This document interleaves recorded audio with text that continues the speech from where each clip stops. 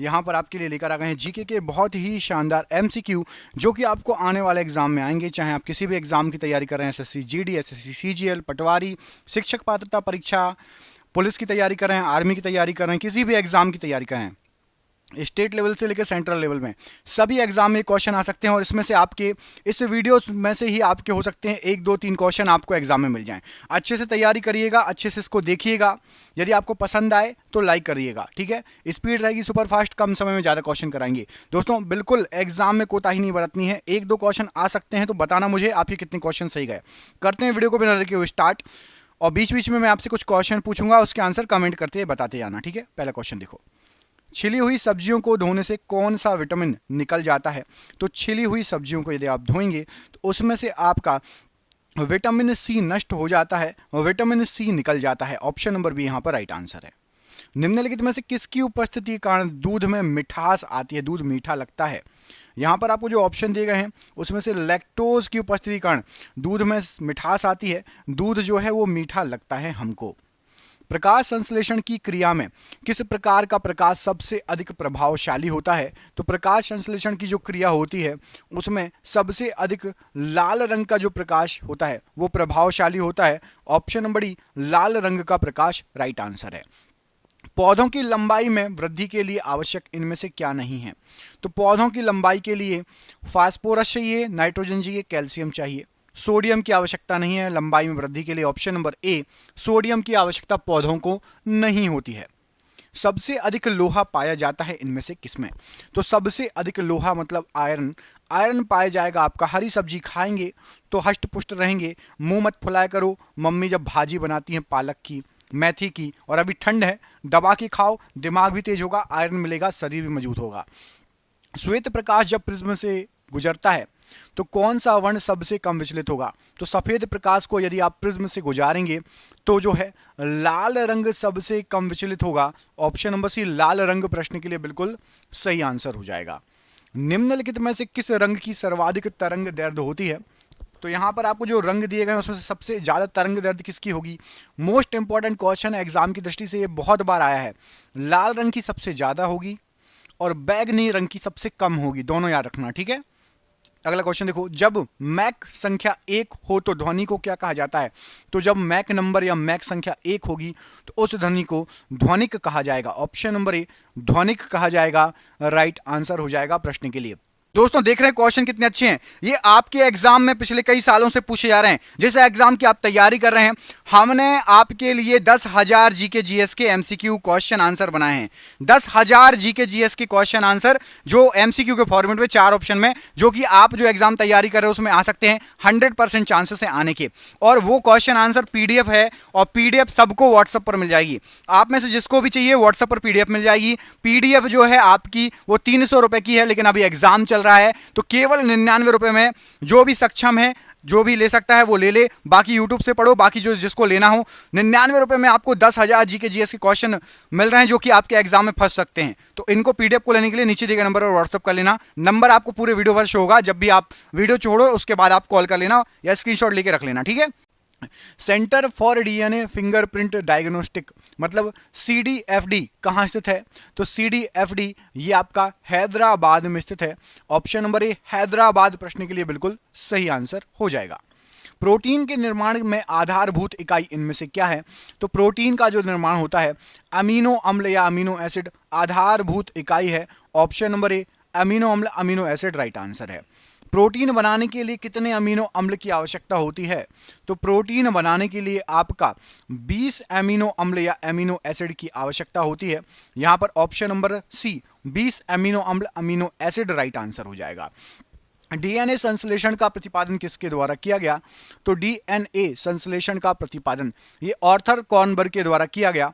यहां पर option number ए Arthur Kornberg प्रश्न के लिए बिल्कुल सही आंसर हो जाएगा। जीन का आकार कैसा होता है? तो जो जीन होता है ये आपका सर्पाकार होता है। ऑप्शन नंबर सी जो जीन होता है उसका आकार सर्पाकार होगा, प्रश्न के लिए बिल्कुल सही आंसर है। निम्नलिखित में से कौन सी जांच एक बच्चे के पिता का निर्धारण करती है? तो एक बच्चे के पिता का निर्धारण करने के लिए हम जांच करते हैं डीएनए फिंगरप्रिंटिंग। ऑप्शन नंबर यहां बड़ी DNA fingerprinting, option number D बिल्कुल सही आंसर हो जाएगा प्रश्न के लिए। डॉक्टर हरगोविंद खुराना को किसके लिए नोबेल प्राइज मिला था?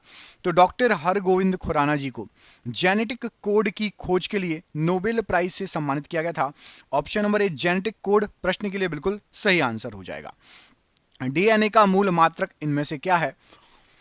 तो डीएनए का मूल मात्रक आपका न्यूक्लियोसाइड्स है। ऑप्शन नंबर यहां पर सी, न्यूक्लियोसाइड्स डीएनए का मूल मात्रक है। आत्महत्या की थैली इनमें से किसको कहा जाता है? तो आत्महत्या की थैली लाइजोजोम को कहा जाता है। ऑप्शन नंबर यहां पर सी, लाइजोजोम, ये आत्महत्या की थैली कहलाता है। ऊतक है एक क्या? तो जो ऊतक है ये समान कोशिकाओं का एक समूह है। ऑप्शन नंबर सी, समान कोशिकाओं का एक समूह है ऊतक। निम्नलिखित में से कौन सी कोशिका एक सूक्ष्मतम जीवित कोशिका है? तो एक सूक्ष्मतम जीवित कोशिका जो आपकी यहां पर जो ऑप्शन दिए गए हैं माइकोप्लाज्मा है। Option number C, mycoplasma right answer हो जाएगा।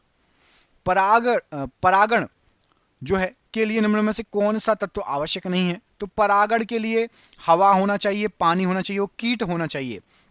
हवा पानी, कीट जो है हवा पानी के साथ परागण करते हैं। आग आवश्यक नहीं, ऑप्शन नंबर बी, यहां पर आग की कोई आवश्यकता नहीं है। किस पौधे में बीज होता है लेकिन फल नहीं? तो यहां पर आपको जो ऑप्शन दिए गए हैं उसमें से पूछा गया बीज होता है लेकिन फल नहीं।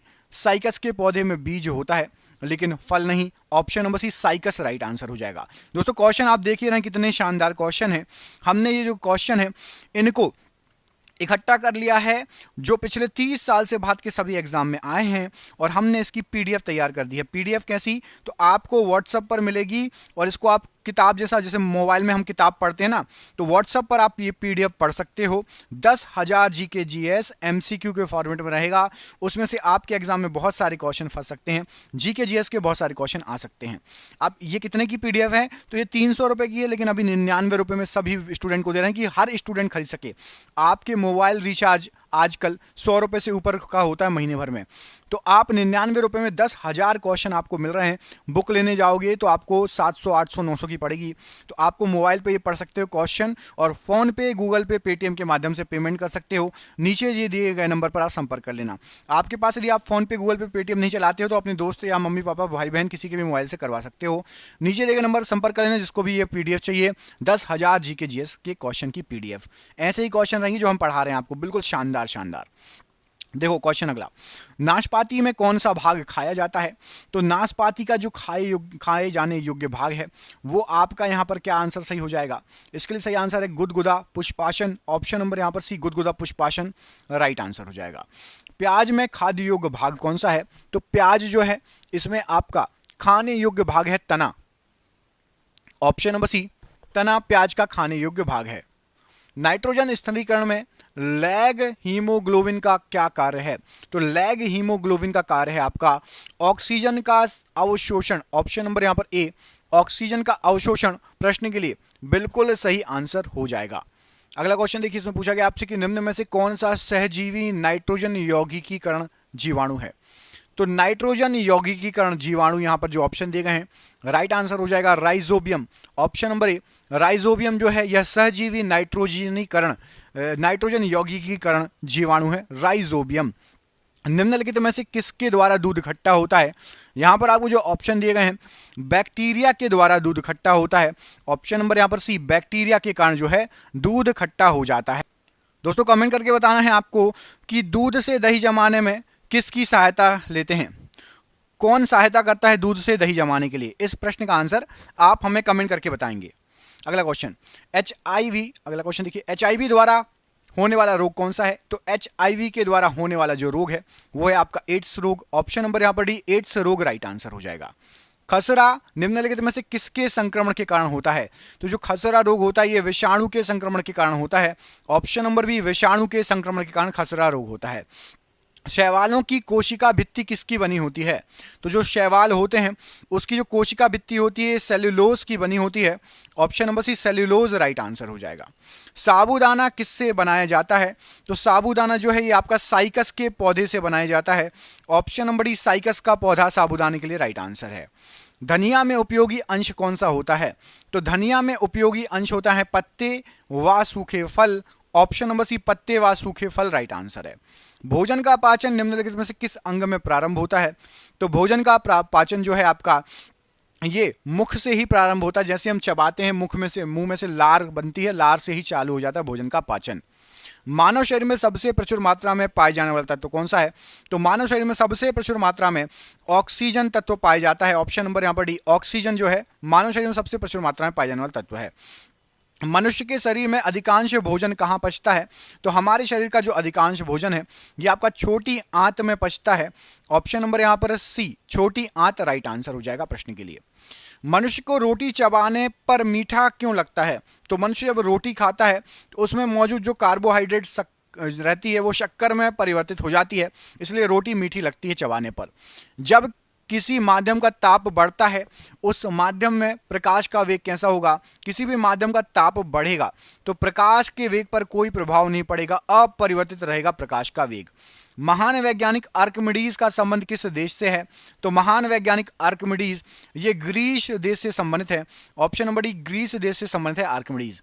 न्यूटन मीटर किसका मात्रक है? तो न्यूटन मीटर जो है आपका यहाँ पर जो ऑप्शन दिए गए हैं ये आपका ऊर्जा का मात्रक है newton metre. Option number D, ऊर्जा का मात्रक है। बैटिंग पेपर द्वारा स्याही के सूखने में शामिल है इनमें से क्या?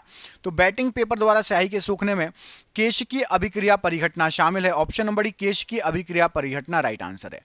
बॉक्साइड किसका अयस्क है? इनमें से जो ऑप्शन दिए गए हैं तो बॉक्साइड आपका एल्यूमिनियम का अयस्क है। ऑप्शन नंबर सी, एल्यूमिनियम का अयस्क है बॉक्साइड। चाकू से काटी जा सकने वाली धातु इनमें से कौन सी है? तो चाकू से काटी जा सकने वाली धातु यहां पर आपको जो ऑप्शन दिए गए हैं सोडियम, ये चाकू से काटी जा सकने वाली धातु है। सोडियम धातु का संग्रहण किस में करना चाहिए? तो सोडियम जो धातु है इसका संग्रहण मिट्टी के तेल में करना चाहिए। ऑप्शन नंबर बी, मिट्टी के तेल में सोडियम धातु का संग्रहण करना चाहिए। लोहे का शुद्ध रूप इनमें से क्या है?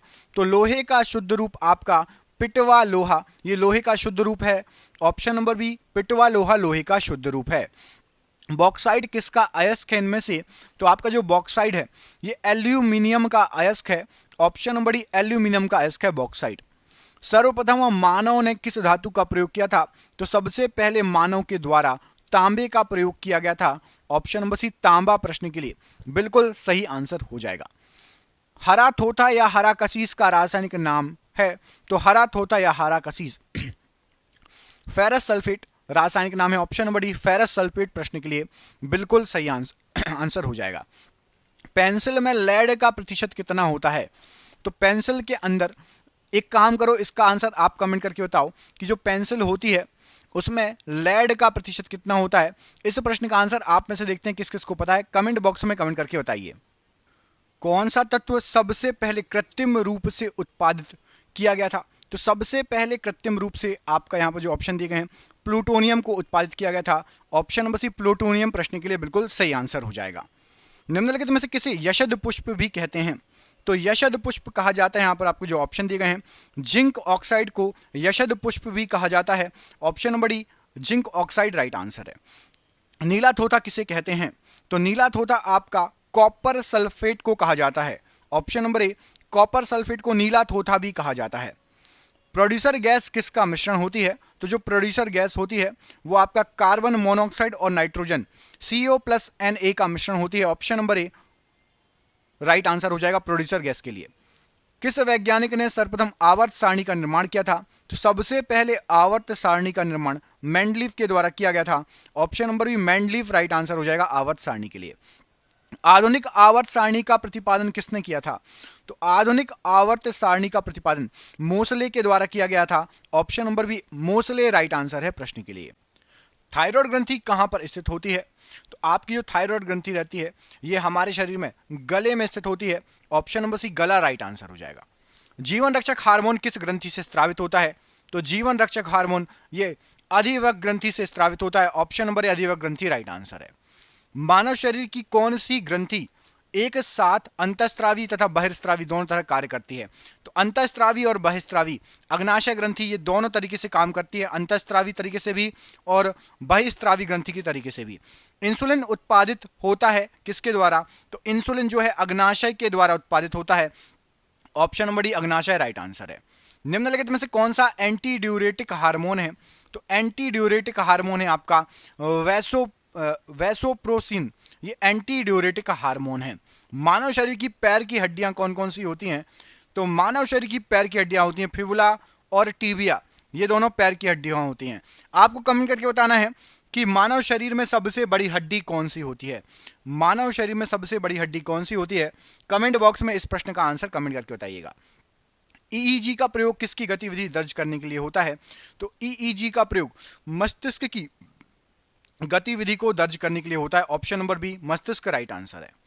कांडरा या टेंडन जोड़ता है किसको? तो कांडरा या टेंडन ये पेशी से हड्डी को जोड़ता है। ऑप्शन नंबर बी पेशी से हड्डी को जोड़ता है, राइट आंसर है। सर्वग्राही कौन से रुधिरवर्ग होते हैं? तो सर्वग्राही रुधिरवर्ग है आपका एबी। एबी रुधिरवर्ग ये सर्वग्राही रुधिरवर्ग होता है। सर्वदाता कौन सी रुधिरवर्ग होता है? तो सर्वदाता होता है आपका ओ, ये सर्वदाता की श्रेणी में आता है। यदि माता पिता में से एक का रुधिरवर्ग एबी है और दूसरे का रुधिरवर्ग ओ है तो बच्चे का कौन सा हो सकता है? यदि माता पिता में से एक का ए बी है और दूसरे का ओ है तो बच्चे में या फिर ए होगा या फिर बी होगा। यहां पर ऑप्शन नंबर ए या फिर ए या फिर बी सही आंसर हो जाएगा। किस वस्तु का प्रतिबिंब मनुष्य की आंख में किसी वस्तु का प्रतिबिंब मनुष्य की आंख में कहां पर बनेगा? तो वस्तु का प्रतिबिंब मनुष्य की आंख में रेटिना पर बनता है। Option number D retina right answer हो जाएगा प्रश्न के लिए। रोगियों का दांत देखने के लिए दंत चिकित्सकों द्वारा कौन सा दर्पण का यूज किया जाता है? तो दांतों को देखने के लिए रोगियों का दंत चिकित्सक अवतल दर्पण का यूज करता है। ऑप्शन नंबर यहां पर भी अवतल दर्पण राइट आंसर है। वाहनों में पीछे से आगे आने वाले वस्तुओं को देखने के लिए किसका उपयोग होता है? तो पीछे से आने वाले वस्तुओं को देखने के लिए उत्तल दर्पण का यूज होता है। ऑप्शन नंबर सी उत्तल दर्पण प्रश्न के लिए बिल्कुल सही आंसर हो जाएगा। इंद्रधनुष में किस रंग का विक्षेपण अधिक होगा? तो इंद्रधनुष में सबसे अधिक विक्षेपण पूछा गया है, राइट आंसर क्या हो जाएगा प्रश्न के लिए? यहां पर राइट आंसर है बैगनी रंग का विक्षेपण सबसे अधिक होगा। इंद्रधनुष की बात हो रही है, ऑप्शन नंबर ए यहां पर राइट आंसर है। यातायात के सिग्नल में लाल प्रकाश प्रयुक्त किया जाता है, क्यों? तो यातायात के सिग्नल में लाल प्रकाश क्योंकि लाल रंग का सबसे कम परिक्षेपित होता है लाल रंग, इसलिए यातायात में लाल प्रकाश प्रयुक्त किया जाता है। आकाश का नीला रंग किसके कारण दिखाई देता है? तो आकाश का नीला रंग प्रकाश के प्रकीर्णन के कारण दिखाई देता है। ऑप्शन नंबर बी प्रकीर्णन राइट आंसर है। पानी में हवा का बुलबुला वैसे ही काम करेगा जैसे, तो पानी में हवा का बुलबुला वैसे ही काम करेगा जैसे आपका अवतल लेंस काम करता है। ऑप्शन नंबर डी अवतल लेंस राइट आंसर है। प्रकाश का रंग निर्धारित होता है किसके द्वारा? तो प्रकाश का रंग तरंग दैर्ध्य के द्वारा निर्धारित होता है। ऑप्शन नंबर बी तरंग दैर्ध्य राइट आंसर है। एक कटा हुआ हीरा क्यों जगमगाता है? तो एक कटा हुआ हीरा जगमगाता है प्रकाश के पूर्ण आंतरिक परावर्तन के कारण। ऑप्शन नंबर डी प्रकाश का पूर्ण आंतरिक परावर्तन हो जाता है, इसलिए एक कटा हुआ हीरा जगमगाता है। मरीचिका बनाने वाली घटना को क्या कहा जाता है? तो मरीचिका बनाने वाली घटना को पूर्ण आंतरिक परावर्तन कहा जाता है। ऑप्शन नंबर यहां पर डी पूर्ण आंतरिक परावर्तन राइट आंसर है। इंद्रधनुष किस कारण से बनता है? तो इंद्रधनुष बनने का कारण है आपका अपवर्तन तथा परावर्तन। ऑप्शन नंबर डी अपवर्तन और परावर्तन राइट आंसर है। चंद्र ग्रहण कब होता है? तो चंद्र ग्रहण होने का आपका पृथ्वी बीच में आ जाए, जब पृथ्वी बीच में आती है सूर्य और चंद्रमा के, तब चंद्र ग्रहण होगा। सूर्य ग्रहण कब होता है? तो सूर्य ग्रहण के समय चंद्रमा बीच में आ जाता है, पृथ्वी और सूर्य के बीच में चंद्रमा आ जाता है। सूर्य ग्रहण के समय सूर्य का कौन सा भाग दिखाई देता है? तो सूर्य ग्रहण के समय बिल्कुल कॉर्नर कॉर्नर वाला जो भाग दिखाई देता है वो होता है कोरोना या किरीट। ऑप्शन नंबर बी कोरोना या किरीट बोला जाता है उसको। प्रकाश का वेग सर्वप्रथम किसने मापा था? तो सबसे पहले प्रकाश का वेग रोमर के द्वारा मापा गया था। Option number A Romer right answer हो जाएगा। प्रकाश के विद्युत चुंबकीय स्वरूप की खोज किसने की थी? तो प्रकाश के विद्युत चुंबकीय स्वरूप की खोज मैक्सवेल के द्वारा की गई थी। Option number C Maxwell right answer है। निम्नलिखित में से कौन सी घटना यह निर्णय लेने में सहायक होती है कि प्रकाश एक अनुप्रस्थ तरंग है? तो प्रकाश एक अनुप्रस्थ तरंग है, यह हमें प्रकाश के ध्रुवीकरण से पता चलता है।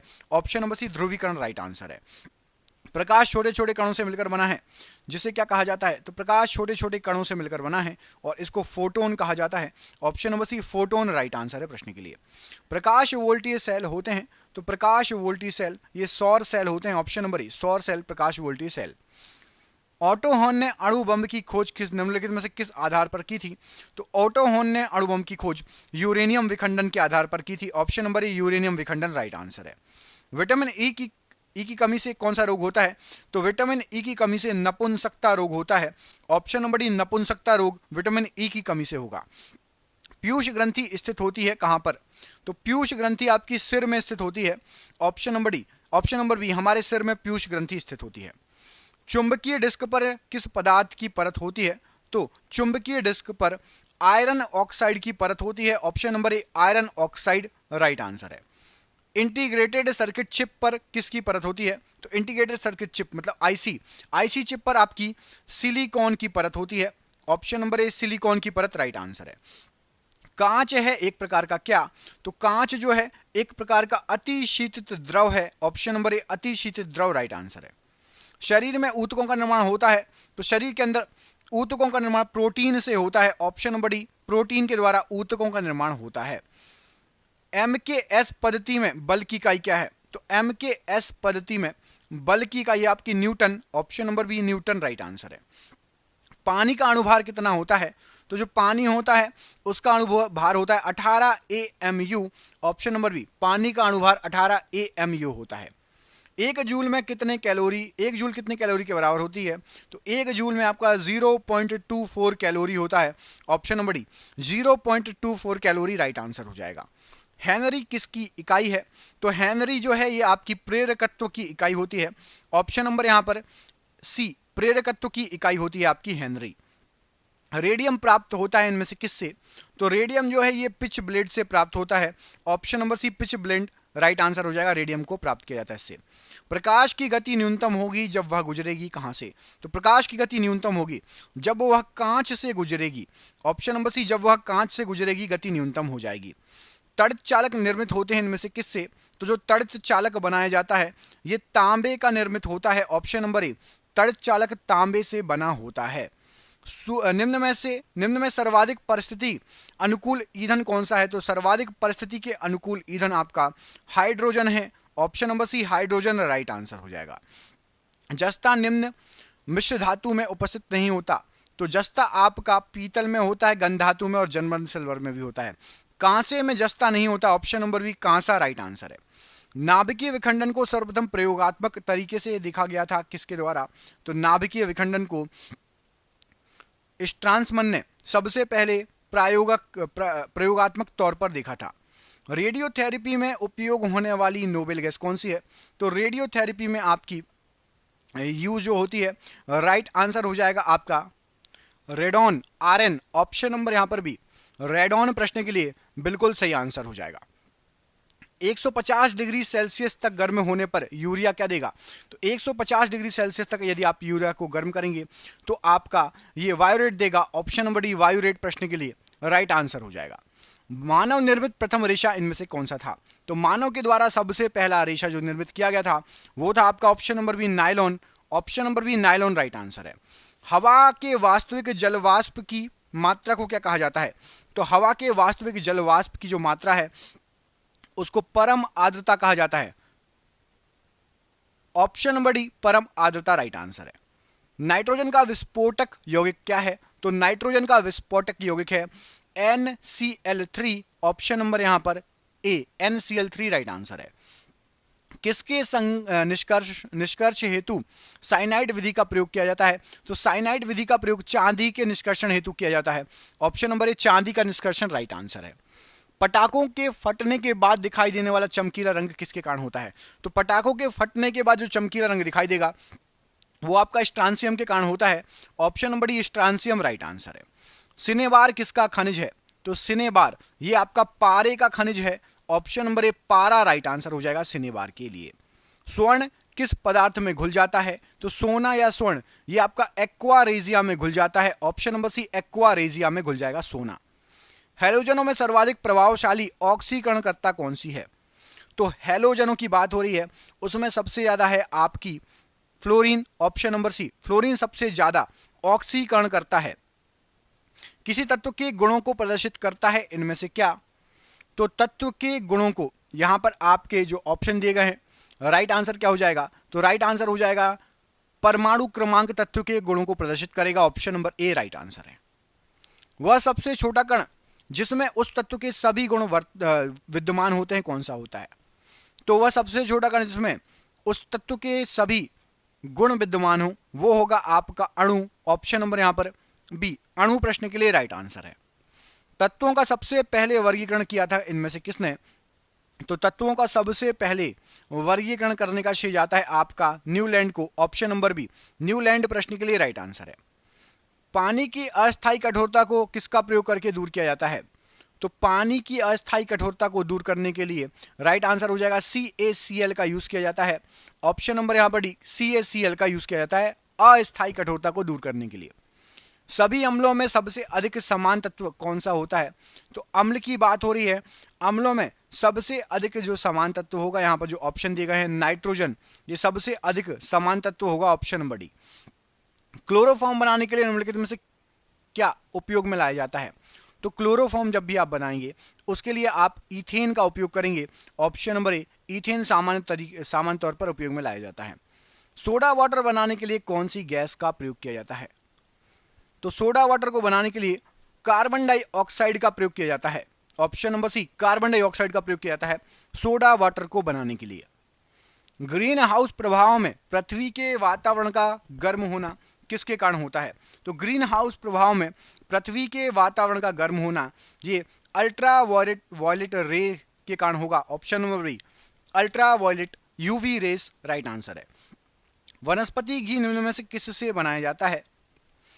तो वनस्पति घी, जहां पर आपको जो ऑप्शन दिए गए हैं राइट आंसर हो जाएगा, ये बनाया जाता है हाइड्रोजन के द्वारा। Option number B, hydrogen right answer हो जाएगा।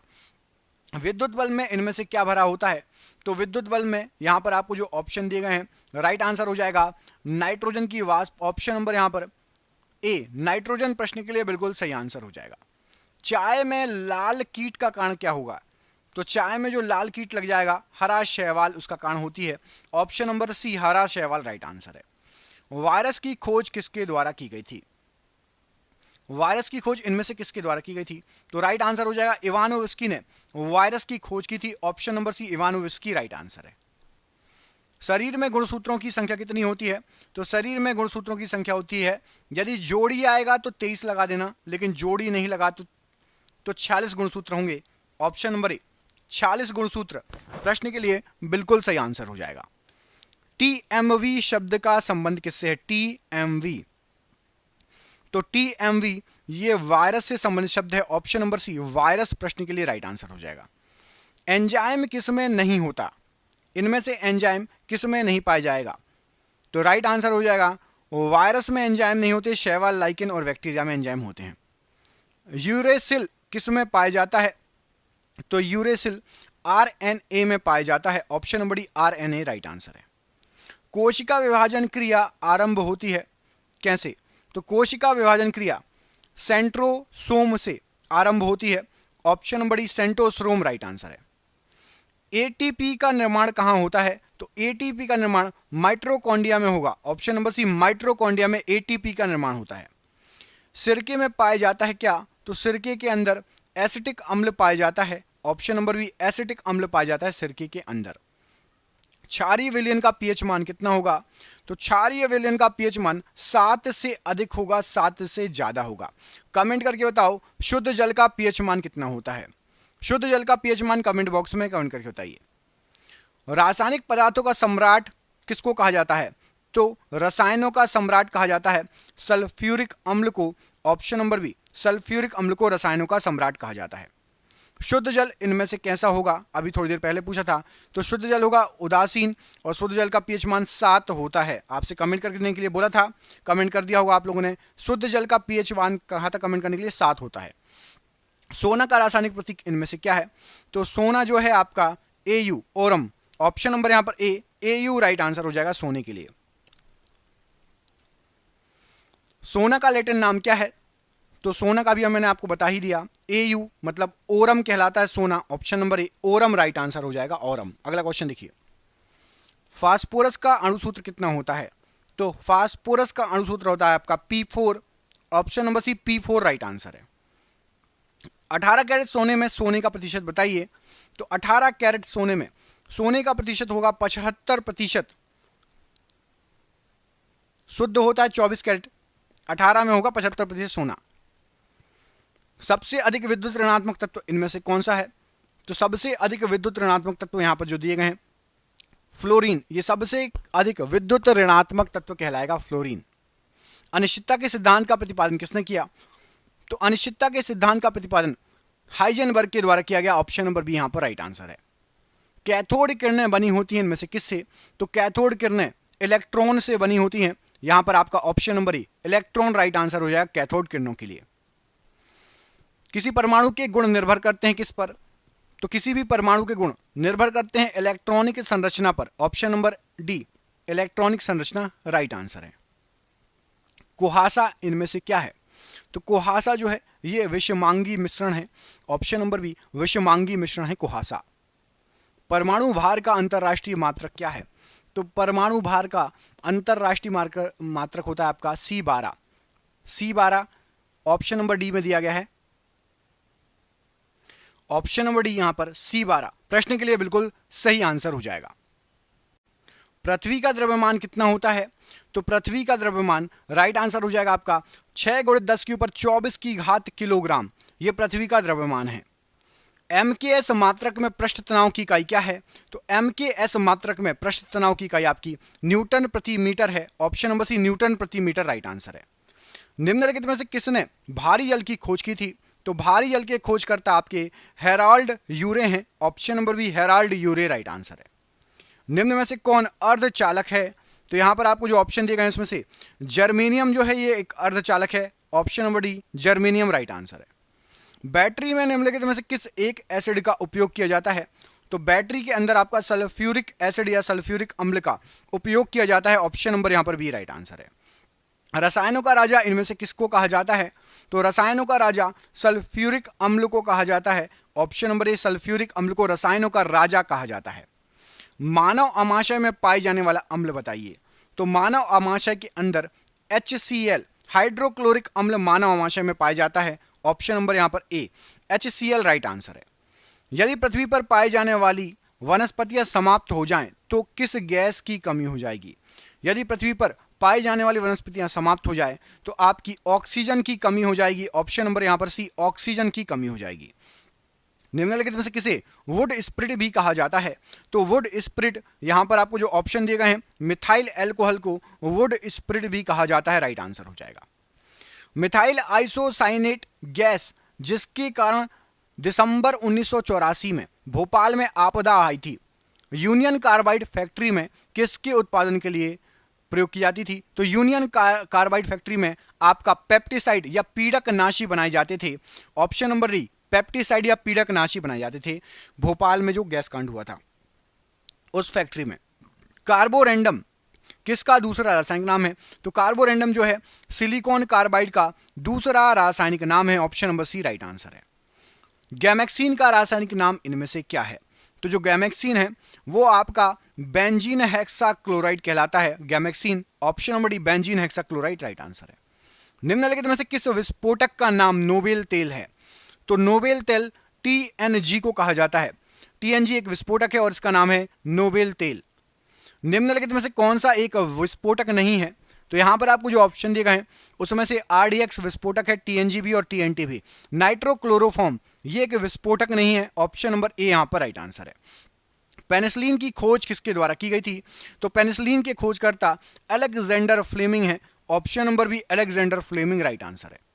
और डबल रोटी के निर्माण में किस कवक का प्रयोग किया जाता है? तो डबल रोटी के निर्माण में सैक्रोमाइसेज का यूज होता है। Option number C Saccharomyces right answer है। निम्नलिखित में से कौन प्रदूषण संकेतक है? यहां पर आपको जो ऑप्शन दिए गए हैं उसमें से लाइकेन जो है ये एक पॉल्यूशन या प्रदूषण संकेतक है। Option number C lichen right answer है। निम्नलिखित में से किसे जैविक खाद के रूप में प्रयोग किया जाता है? तो जैविक खाद के रूप में एजोला का यूज होता है। जैविक खाद एजोला ऑप्शन नंबर बी यहां पर राइट आंसर हो जाएगा।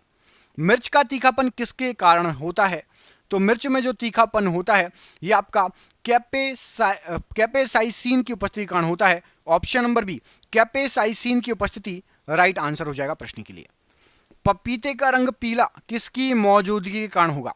तो पपीते का जो पीला रंग होता है ये आपका कैरिकाजेंथिन के कारण होता है। उसमें कैरिकाजेंथिन होता है, उसकी मौजूदगी के कारण पपीते का रंग पीला होता है।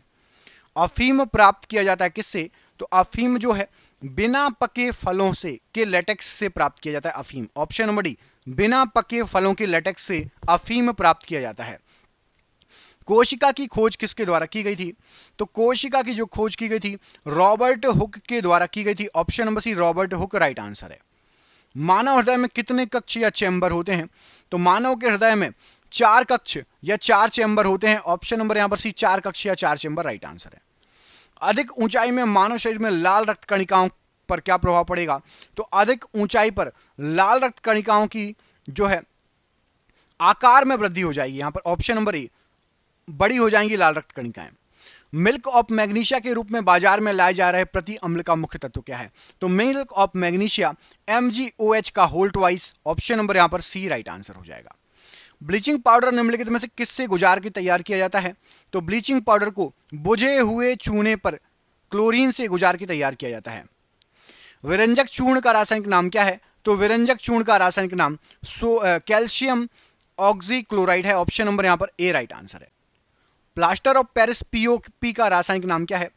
तो POP का रासायनिक नाम होता है आपका calcium sulphate hemihydrate. Option number यहां पर D, calcium sulphate hemihydrate right answer है। कास्टिक सोडा का रासायनिक सूत्र क्या होता है? तो कास्टिक सोडा होता है आपका NaOH। ऑप्शन नंबर यहां पर ए, NaOH राइट आंसर हो जाएगा कास्टिक सोडा के लिए। अगला क्वेश्चन देखिए, विटामिन ई का रासायनिक नाम क्या है? तो विटामिन ई होता है आपका टोकोफेरोल। ऑप्शन नंबर ए, टोकोफेरोल राइट आंसर है। मानव शरीर में क्रेनियल तंत्रिकाओं की संख्या कितनी होती है? तो मानव शरीर के अंदर क्रेनियल तंत्रिकाओं की संख्या 12 जोड़ी होती है। ऑप्शन नंबर ए, 12 जोड़ी राइट आंसर है। क्रेनियल या कपालिका के ऊपरी भाग को ढकने वाली मांसपेशी का नाम बताओ। तो क्रेनियल या कपालिका के ऊपरी भाग को गैलेना एपोन्यूरोटिका ढकती है। गैलेना एपोन्यूरोटिका राइट आंसर है। पौधे में जाइलम किसके लिए जिम्मेदार होते हैं? तो पौधे में जाइलम ये जल वहन के लिए जिम्मेदार होते हैं। ऑप्शन नंबर बी, जल वहन राइट आंसर है। पौधे में फ्लोएम का काम क्या है? तो पौधों में फ्लोएम का काम है आहार का वहन करना। ऑप्शन नंबर ए, आहार का वहन करना राइट आंसर है। अग्नि नीरजा रोग किससे संबंधित है? तो अग्नि नीरजा रोग ये आपका सेव से संबंधित है। ऑप्शन नंबर ए, सेव राइट आंसर है। ऑक्सीनोमीटर का प्रयोग किसके लिए किया जाता है? तो ऑक्सीनोमीटर का प्रयोग ये पौधों की वृद्धि की दर को मापने में किया जाता है। ऑप्शन नंबर यहां पर भी, पौधों की वृद्धि की दर को मापने के लिए। पशुओं में हीमोग्लोबिन के सदस्य पौधे में कौन सा अणु होता है? तो पशुओं में हीमोग्लोबिन होता है और पौधों में होता है क्लोरोफिल। Option number D. बौने पौधों को किसके अनुप्रयोग से लंबा किया जाता है? तो बौने पौधों को जिब्रेलिन के अनुप्रयोग से लंबा किया जाता है। ऑप्शन नंबर यहां पर ए राइट आंसर हो जाएगा प्रश्न के लिए। कोशिका विभाजन में मदद करने वाला हार्मोन इनमें से कौन सा है? तो कोशिका के विभाजन में मदद करने वाला जो हार्मोन है वो है आपका साइटोकाइनिन। ऑप्शन नंबर सी। पादप वृद्धि हार्मोन किससे निकाले जाते हैं?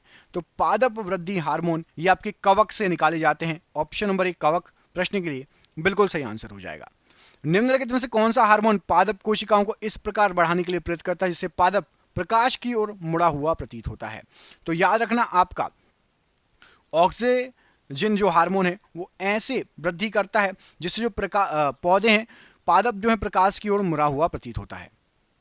मेंडलीव की आवर्त सारणी में तत्वों का वर्गीकरण का आधार क्या था? तो मेंडलीव की आवर्त सारणी में तत्वों के वर्गीकरण का आधार परमाणु द्रव्यमान था। ऑप्शन नंबर ए, परमाणु द्रव्यमान राइट आंसर है। आधुनिक आवर्त सारणी में तत्वों का वर्गीकरण का आधार क्या है? तो आधुनिक आवर्त सारणी में तत्वों के वर्गीकरण का आधार परमाणु संख्या के आधार पर है। आपको कमेंट करके बताना है सबसे पहला तत्व कौन सा है आधुनिक आवर्त सारणी में, हीलियम या हाइड्रोजन? सबसे पहला तत्व आवर्त सारणी में कौन सा है, हीलियम या हाइड्रोजन? कमेंट बॉक्स में कमेंट करके इसका आंसर दीजिएगा। आधुनिक आवर्त सारणी में वर्गों की कितनी संख्या है? तो आधुनिक आवर्त सारणी में आपके 18 वर्ग हैं। ऑप्शन नंबर डी, 18 वर्ग राइट आंसर है। आवर्त की कुल संख्या कितनी है? तो वर्ग हैं 18 और आवर्त हैं आपके 7। Option number B, 7 right answer हो जाएगा। और ये रहा आज का आखिरी क्वेश्चन। इसका आंसर आप कमेंट बॉक्स में कमेंट करके बताएंगे कि स्वस्थ मनुष्य की प्रति मिनट हृदय स्पंदन दर कितनी होती है? स्वस्थ मनुष्य की प्रति मिनट जो दिल धड़कता है कितनी बार धड़कता है, हृदय स्पंदन दर कितनी होती है, ये कमेंट बॉक्स में कमेंट करके बताएंगे। दोस्तों वीडियो अच्छा लगा हो तो वीडियो को लाइक कर देना। चैनल पर पहली बार आए हैं तो जो है चैनल को आप सब्सक्राइब जरूर कर लेना। हम मिलेंगे आपसे अगले वीडियो में। अपना ख्याल रखिए। आप सभी का बहुत बहुत धन्यवाद। जिसको भी पीडीएफ चाहिए नीचे दिए गए नंबर पर संपर्क कर लो। ऐसे ही 10,000 क्वेश्चन बनाए हैं। और सबसे पहले तो चैनल सब्सक्राइब कर लेना, नहीं तो ढूंढते रह जाओगे कि अरे वो सर ने अच्छा पढ़ाया था, कौन सा चैनल था, मिलता नहीं है, तो ढूंढते रह जाओगे। चैनल को सब्सक्राइब जरूर कर लेना। जय हिंद, जय भारत।